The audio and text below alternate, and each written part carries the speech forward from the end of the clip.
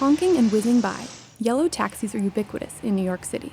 The hardscrabble business of owning and operating them used to be a vastly profitable enterprise, something that appealed to President Trump's longtime personal lawyer and fixer, Michael Cohen.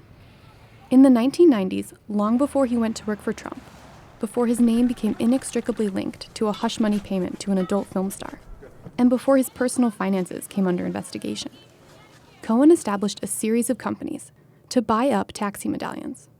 Owning a medallion in a city like New York or Chicago was highly coveted because they're required to drive a cab, but their quantity is controlled by the city. At its peak, Cohen's companies owned 200 cabs. He struck up partnerships to manage his fleet, including one with Gene Friedman, New York's taxi king.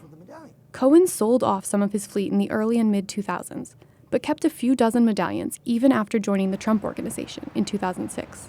Medallions were especially valuable for refinancing.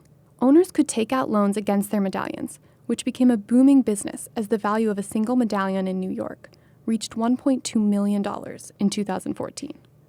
It was at this high point that Cohen took out a business loan for an unspecified amount, using 3 of his taxi companies as collateral.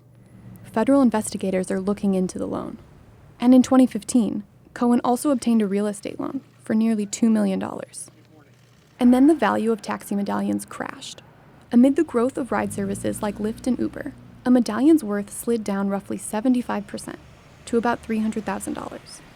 The abrupt downfall ruined cab drivers' livelihoods and some taxi businesses' fortunes, including that of Cohen's one-time business partner, Friedman. With Cohen facing charges of campaign finance violations, bank fraud, and wire fraud from the U.S. Attorney for the Southern District of New York, as well as scrutiny from the special counsel's Russia investigation, Friedman pleaded guilty to criminal tax fraud on May 23rd. And in order to avoid jail time, he also agreed to cooperate with federal prosecutors in their investigation of Cohen. Cohen has denied being partners with Friedman, and Friedman said his plea has nothing to do with Cohen.